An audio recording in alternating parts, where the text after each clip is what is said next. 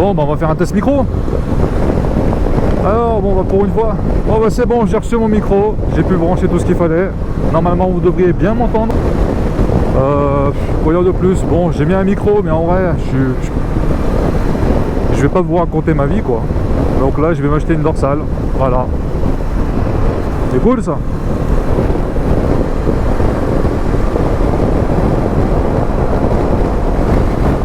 Donc là, je vais chez Daffy, je vais m'acheter une dorsale.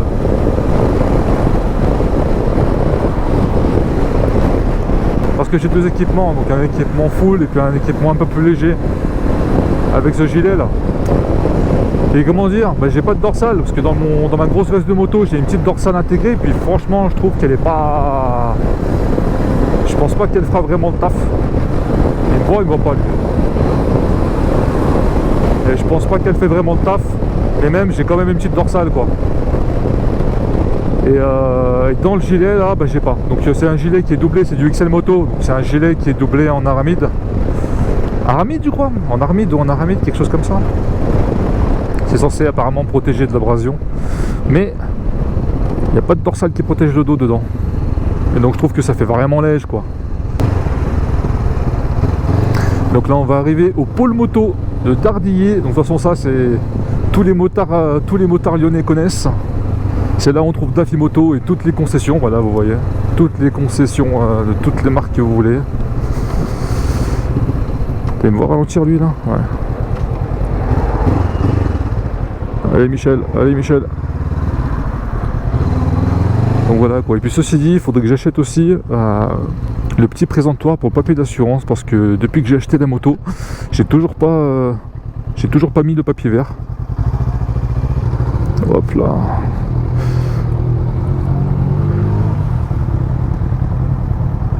C'est quoi, Tracer 7 ça? Je voulais acheter ça. Putain, ça c'est bien. Ça c'est quoi? C'est un R7 ça?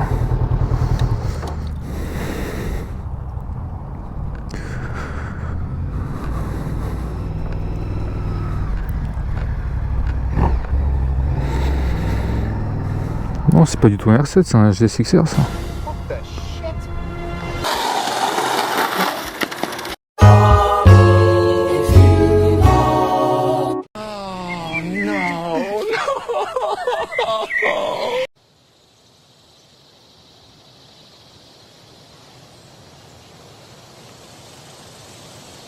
Mais voilà, mais c'était sûr en fait! C'était sûr!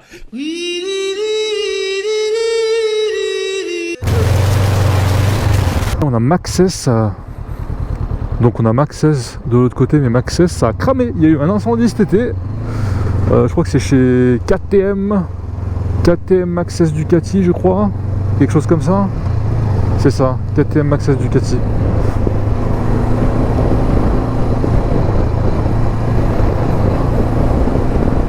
Donc ça a un peu morflé. Du coup Maxxis bon bah petit conseil que je peux donner, les quelques petits conseils que je peux donner aux nouveaux motards. Bon après je me permets de donner des conseils, mais bon ça fait 2 ans et demi que je fais vraiment de la moto, hein. J'ai commencé en 125, après j'ai passé mon A2 classique. Bah là par exemple on a un exemple, on a un bon exemple là, avec un camion devant, aucune visibilité.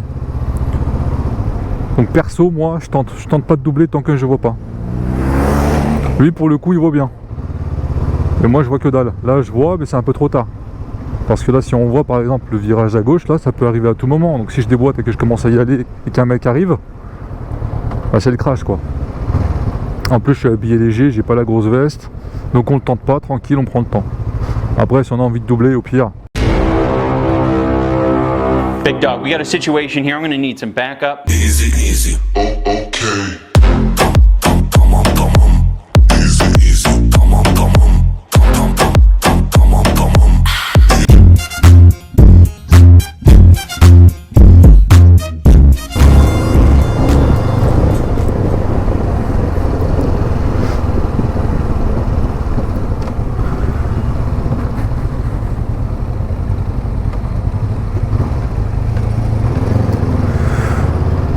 Donc ce que je voulais dire, c'est que si on n'a pas la visibilité, on tente pas.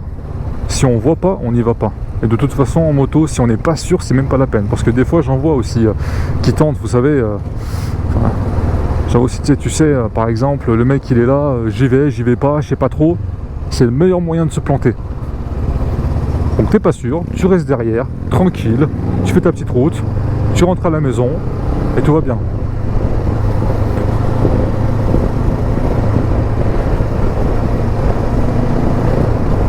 Et puis vu que je sais que je vais pas trop tracer là, donc je cherche pas à doubler la Peugeot devant.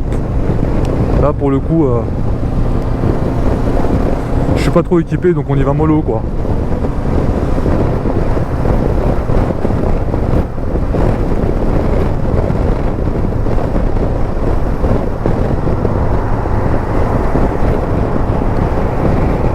Après je réfléchis là, pendant que je roule je réfléchis à ce que je peux vous dire. Et puis bon, je suis pas encore habitué à bien parler dans le micro en même temps que je roule, parce que pour le coup je reste full focus. Ça c'est très important, ça faut vraiment rester concentré sur ce qu'on fait, pas comme en voiture où on met sa petite musique tranquille, on regarde à droite, on regarde à gauche, pépère. Là faut vraiment rester focus parce qu'on sait jamais, il suffit que ça pile devant. Là d'ailleurs, sujet important, les distances de sécurité, jamais coller une bagnole, jamais de la vie, sauf si on est à l'arrêt bien sûr dans les bouchons et tout. Bon là je suppose que les risques sont quand même minimes, mais par exemple là les voitures devant, si ça pile, je peux toujours partir à droite. À gauche c'est compliqué, il faut vraiment vérifier le rétro, parce qu'il y a des voitures qui arrivent quoi. Mais toujours garder une marge de manœuvre, parce qu'on sait jamais, ça peut piler, ça peut arriver.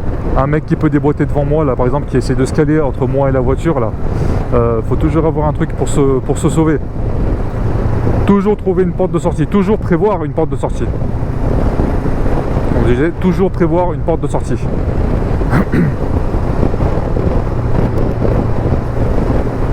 L'angle mort aussi. Angle mort. Oui, voilà, oui. Sidi, angle mort. Angle mort. Très important parce qu'on a beaucoup d'angles morts en moto, même si on est, comment dire, on n'a pas une grosse carcasse comme une voiture, une grosse carrosserie. Bah, par exemple, la voiture là, je la voyais pas dans mon rétro. On la voyait précédemment, mais là tout de suite on la voyait pas.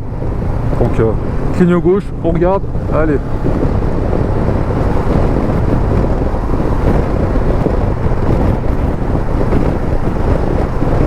Et pareil dans l'autre sens, parce que des fois tu as des mecs qui doublent par la droite, qui passent n'importe comment. Alors là pour le coup, cligne droite, on jette un coup d'œil et c'est parti.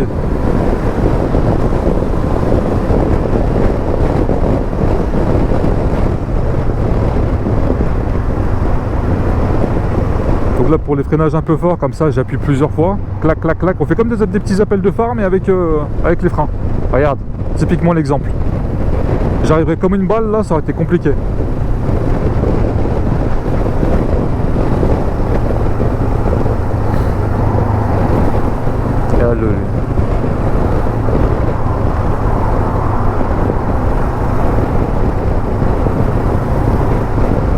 Et puis dans la série des trucs à la con qui peuvent arriver, c'est les camions, les utilitaires.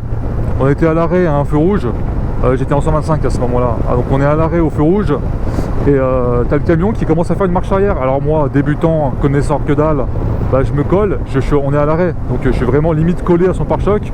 Pourquoi? C'est même pas la peine de me demander, je saurais pas te répondre. Voilà. Donc j'étais collé, le mec tape une marche arrière et il tape le pare-voie avant. Je roulais avec une Honda Varadero un peu fatiguée. En vrai ça fait que dalle, bon ça a un peu fissuré le truc.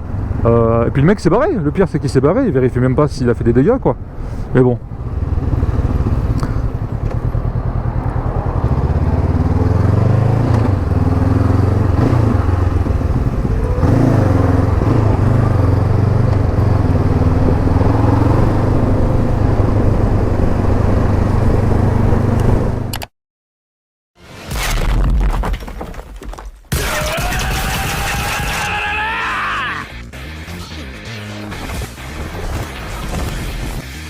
グレートですよこいつは。